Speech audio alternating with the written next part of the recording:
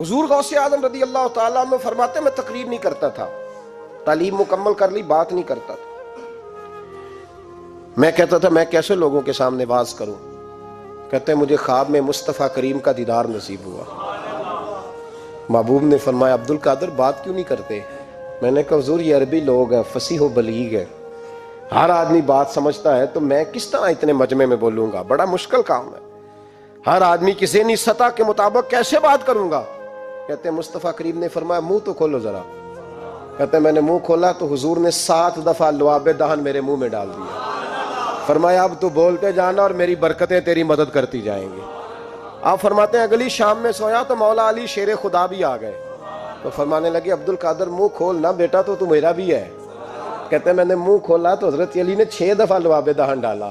میں نے کہا حضور آپ نے 6 دفعہ ڈالا ہے، تو خواب میں حضرت علی فرماتے ہیں، کہتے ہیں بیٹے میں نبی پاک کے برابر تو نہیں نہ ہو سکتا، میں نبی پاک کے برابر، حضور نے 7 دفعہ ڈالا ہے تو 6 دفعہ اس لیے ڈالا ہے کہ میں حضور کے برابر۔ صحابہ تو خواب میں بھی آ کے کہتے ہیں ہم نبی کے برابر نہیں، تو کیسے نبی کے برابر بن گیا؟ وہ تو خواب میں بھی آ کے کہتے ہیں کہ ہم حضور کے برابر، تو زندگی میں دعوے کرتا پھرتا ہے۔ حضور غوث اعظم فرماتے ہیں بس پھر چھوٹی سی مسجد، اور اس میں میں نے تقریر شروع کی، میں اکیلا ہی چلا تھا جانب منزل مگر، پھر لوگ ملتے ہی گئے، پھر کارواں بنتا گیا۔ فرماتے ہیں چھوٹی سی مسجد، پھر مسجد بڑی ہوئی، پھر مجمع بڑھ گیا۔ فرماتے ہیں پھر جامع مسجد، پھر مجمع وہاں بھی کم پڑ گیا، پھر بغداد کی عیدگاہ وہ بھی بھر گئی تو صحرا میں جا کے خیمے لگ گئے۔ کہتے ہیں تقریر ہوتی تو ہزاروں کا مجمع، ہزاروں کا۔ ملا علی قاری کہتے ہیں غوث اعظم کے اجتماع میں 70 ہزار لوگ شریک ہوتے تھے، ہزاروں علماء کاغذ قلم لے کے بیٹھے ہوتے تھے کہ غوث پاک جو باتیں بیان کریں گے تفسیری نقطے ہم نے نوٹ کرنے۔ اور حضور غوث اعظم کو اللہ نے یہ کمال دیا تھا، کمال، یہ آپ کی کرامت تھی کہ بغیر سپیکر کے بولتے تھے، جیسی سمجھ پہلے والے کو آتی تھی ویسی آخری والے کو آیا کرتی تھی۔ آج نا کرامت کی بات آتی ہے تو بندے چھپنے لگ جاتے ہیں، کہتے ہیں نہیں یہ نہیں ہو سکتا، بڑا مدافعانہ سا عمل، بڑا شرمندہ سا لب و لہجہ۔ جی وہ غوث پاک، ایک دن ایک صاحب کرامت بیان کر رہے تھے تو بڑے جھجک کے حضور غوث اعظم، میں نے کہا تو بیٹھ مجھے بیان کرنے دے، تو ڈر رہا ہے، کرامت سے ڈر رہا ہے، مجھے بیان کرنے دے، میں بیان کرتا ہوں، مجھے بیان کرنے دے۔ ملا علی قاری علیہ رحمہ نے لکھا ہے، دیگر بہت سارے لوگوں نے لکھا ہے، غوث اعظم خطبہ دے رہے تھے، تقریر کر رہے تھے، اچانک ہاتھ آگے بڑھایا تو یہاں تک ہاتھ بھیگ گیا غوث اعظم۔ ہاں کھول کے دیکھے، کھول کے بات کر رہا ہوں، ہاتھ یہاں تک بھیگ گیا۔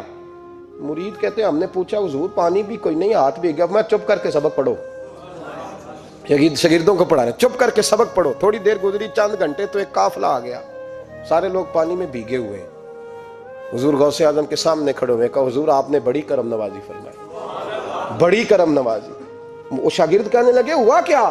تو وہ لوگ کہنے لگے کشتی میں بیٹھے تھے تو کشتی ڈوبنے لگی، ہم نے کہا یا شیخ عبد القادر جیلانی، خدا کے فضل سے ہم پر ہے سایہ غوث اعظم کا، ہمیں دونوں جہاں میں ہے سہارا غوث اعظم کا۔ کہتے ہیں حضور غوث اعظم نے وہاں بیٹھے ہاتھ لگایا اور ڈوبتی کشتی کو باہر نکال لیا، اور ڈرنے لگے، کہنے لگے جناب یہ کرامت لوگ نہیں مانیں گے۔ تو میں کہا جنہیں نہیں مننا نہ منے، ان کے کانوں کے نا پیچھے خارش ہوتی ہے جب اس طرح کی ولیوں کی بات بتائی جائے۔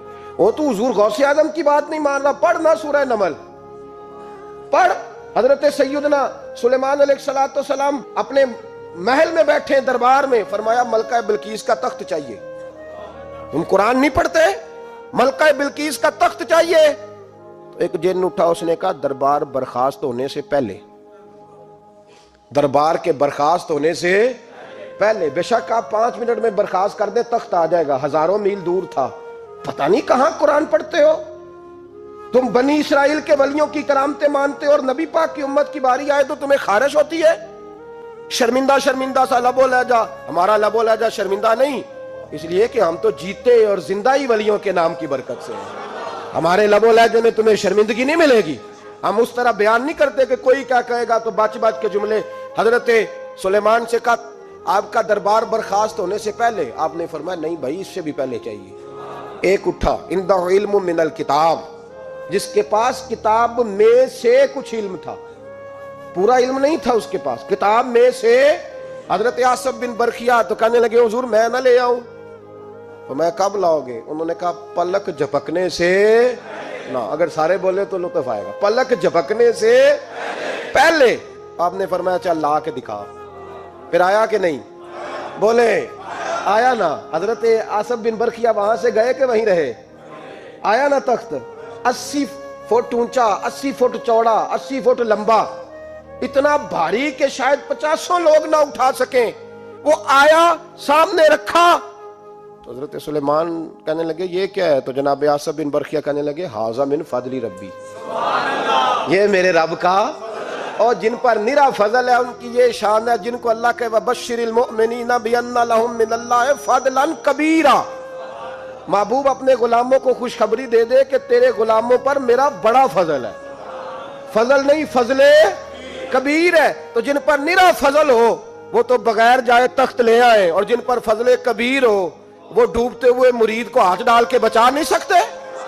وہ نہیں بچا سکتے. ڈر ڈر کے کیوں بات کرتے ہو؟ کھل کے کو خدا کے فضل سے ہم پر ہے سایہ غوث اعظم کا، ہمیں دونوں جہاں میں ہے سہارا غوث اعظم. اور خدا دے گا منادی حشر میں یہ قادریوں کو. اور اس سے مراد ہر حضور غوث اعظم کا نام لینے والا قادری ہے. خدا دے گا منادی حشر میں یہ قادریوں کو. کہاں ہے قادری؟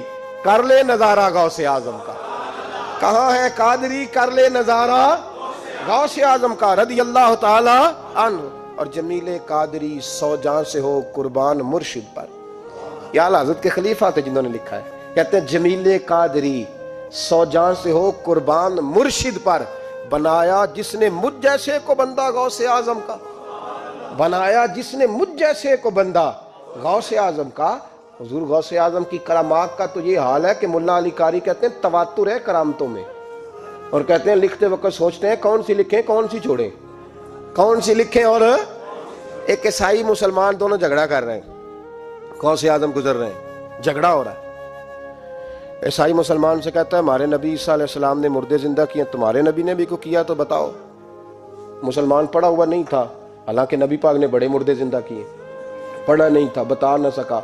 غوث اعظم کے کان میں آواز گئی تو جا کے عیسائی کا بازو پکڑ کے جھنجھوڑا. فرمانے لگے کیا کہا تم نے؟ میرے مصطفیٰ نے مردہ زندہ کیا تو بتاؤں. فرمایا تو نبی پاک کی چھوڑ، میں غلاموں کا غلام ہوں، میں غلاموں کا غلام ہوں. مجھے بتا کون سا مردہ زندہ کرنا ہے. تو چھوڑ حضور کی بات نہ کر، میں غلاموں کا غلام ہوں، مجھے بتا کون سا مردہ زندہ کرنا ہے.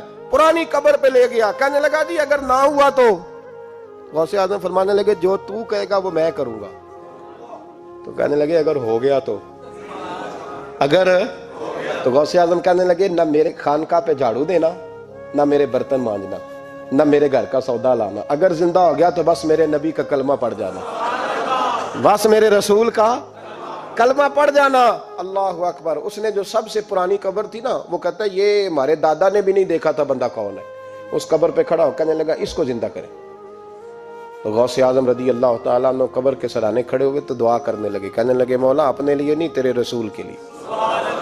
پھر فرمایا قم باذن اللہ، اٹھ اللہ کے حکم کے ساتھ. ایک عورت کلمہ پڑھتی ہوئی کھڑی ہو گئی، کھڑی ہو گئی، اور کھڑی ہو کے اس نے پہلا جملہ کہا تو کمال کر دی. کہنے لگی میرے نصیب دیکھو، میں بنی اسرائیل کی تھی، عبد القادر تیرے صدقے جاؤں، تو نے مجھے کھڑا کیا ہے تو اللہ نے مجھے مصطفیٰ کا کلمہ پڑھنے کی توفیق دے دی.